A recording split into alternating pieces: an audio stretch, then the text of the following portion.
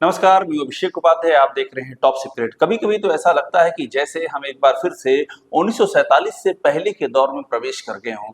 उत्तर प्रदेश में इस समय जिस तरह से पुलिस के लाठीचार्ज की तस्वीरें आ रही हैं, जिस तरह से पुलिस गिरा गिरा के मार रही है और किसे मार रही है, खुद अपनी ही बीजेपी के अपने संगठन के कार्यकर्ताओं को मार रही है। संघ परिवार के अपने ही जो उसके नीचे काम करने वाले वैचारिक संगठन है, वो इस तरह से गिरा गिरा के पीटे जा रहे हैं जैसे लग रहा है कोई किसान खेत में रुई को धुन रहा हो, उस तरह से पीटे जा रहे हैं। मैं बार बार क्यों कह रहा हूं कि ऐसा लग रहा है जैसे अंग्रेजों के काल के, जब सविनय अवज्ञा आंदोलन, असहयोग आंदोलन, इस तरह के तमाम सारे आंदोलन होते थे, तो उस समय जिस तरह अंग्रेजों की लाठियां पड़ती थी। ना तो मैं लाठी मारने वालों को अंग्रेज कह रहा हूं, ना ही लाठी खाने वालों को मैं आजादी के लिए संघर्ष करने वाला सिपाही कह रहा हूं। ये उपमाएं, इनका आपस में कोई संयोग, ये सब बातें अतिशयोक्ति हैं। लेकिन इसके बाद भी कहना पड़ रहा है, क्योंकि यूपी में लगातार पुलिस राज, लाठी राज, पुलिस स्टेट स्टैब्लिश होता जा रहा है।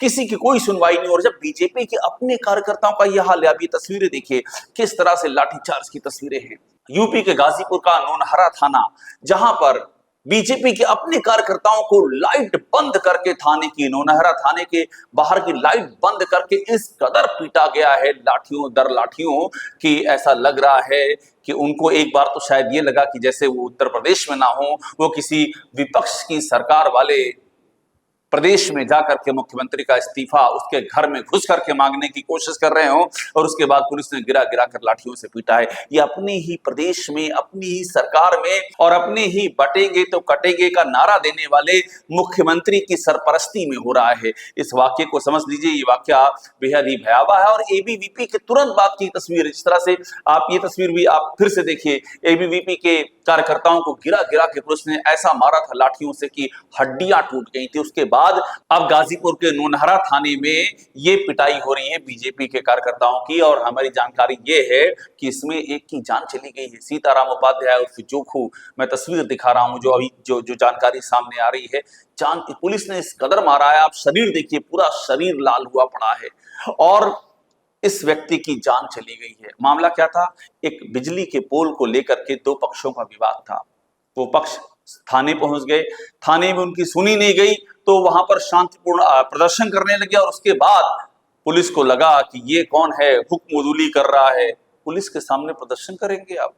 आपको ये क्या लोकतंत्र ने इतनी छूट दे दी है कि जिस राज्य में पुलिस ही राज्य चला रही हो, जहां पुलिस ही शासन हो, जहां पुलिस ही सर्वोच्च सत्ता हो, जहां पुलिस रूस का जार बन गई हो, जहां पुलिस इंग्लैंड का किंग जॉर्ज बन गई हो, वहां पर आप इस तरह से प्रदर्शन करेंगे?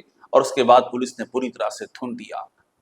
और मैं आपको अब थोड़ा फ्लैशबैक में ले जा रहा हूं। ऐसे ही मारा पुलिस ने एबीवीपी के कार्यकर्ताओं को। और आप सोचिए कैसे ये प्रदेश पुलिस स्टेट में तब्दील होता जा रहा है।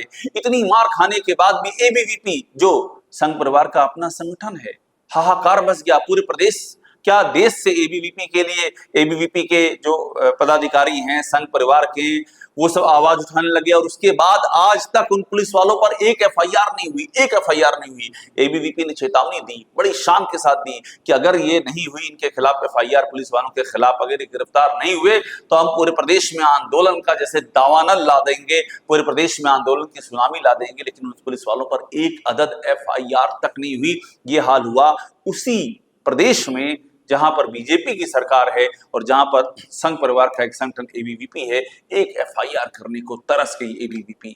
और ये लगातार सिलसिला चल रहा है। पुलिस की जिस तरह से तस्वीरें आ रही हैं, ऐसे एक मामला आया था कानपुर में सत्यम द्विवेदी का। कानपुर के पनकी के सत्यम द्विवेदी को वहां पर इंस्पेक्टर पर आरोप लगा, मानवेंद्र सिंह पर, कि जूतों से मारा। और ये कह के मारा कि ब्राह्मण हो, जूतों से मारूंगा। जाति का नाम लिया, जूतों से मारा। और उसके बाद जब हल्ला बचा, पहले तो कोई कार्रवाई नहीं हुई, लेकिन जब बात मीडिया में उछलने लगी तो फिर उस इंस्पेक्टर पर एक्शन लिया गया, उस इंस्पेक्टर को वहां से हटाया गया, उस पर कार्रवाई की गई। ये तब हुआ जब हल्ला मचा। लेकिन मैं फिर आपसे कह रहा हूं, ये एक सिलसिला है और इसका शिकार बीजेपी के कार्यकर्ता ही नहीं है, एबीवीपी ही नहीं है, आम लोग ही नहीं है, खुद इनके मंत्री शिकार हैं। अभी हाल ही में मैं ये चिट्ठी दिखा रहा हूं, ये चिट्ठी है बेबी रानी मौर्य की, कैबिनेट मंत्री। और इस चिट्ठी में यूपी के डीजीपी को, प्रमुख सचिव गृह को लिख रही हैं कि झांसी का एक थानेदार है आनंद सिंह, और वो उसने मुझसे बहुत ही अमर्यादित तरीके से बातें की, अमर्यादित तरीके से। एक महिला कैबिनेट मंत्री से बातें की, वो विधायक की भी नहीं सुन रहा है, जनप्रतिनिधियों का अपमान कर रहा है, इस पर एक्शन ले, वो चिट्ठी लिख करके गुहार कर रही हैं।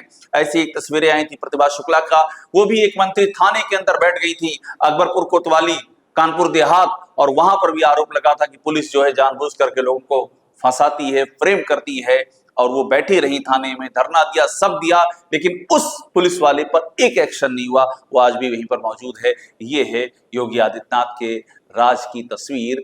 यूपी पुलिस स्टेट में तब्दील होता जा रहा है और कोई सुरक्षित नहीं है, एक एक करके सबका नंबर आ रहा है, और बीजेपी के अपने ही कार्यकर्ता, अपने ही पदाधिकारी, अपने ही वैचारिक संगठनों के लोग, अपने ही विधायक, अपने ही मंत्री, अपने ही सांसद, पूर्व सांसद, सब इस पिटाई की आग के तले झुलस रहे हैं।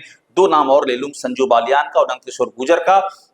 संजू बालियान 2 बार के सांसद, पूर्व में मंत्री, और उसके बाद संजीव बालियान को यहां तक कहना पड़ गया कि जो मुजफ्फरनगर की पुलिस है, ये पुलिस भ्रष्ट है, ये पुलिस वसूली करने पर तुली हुई है, अत्याचार कर रही है। उसके बाद उनकी ही सिक्योरिटी वापस ले ली गई, बाद में जब शोर बचा तो सिक्योरिटी लौटाई गई। नंदकिशोर गुर्जर बाकायदा राम कथा कहते हुए लाठी चार्ज हो गया, उसकी तस्वीरें आई, और इन तस्वीरों ने पूरे प्रदेश में हलचल मचा दी।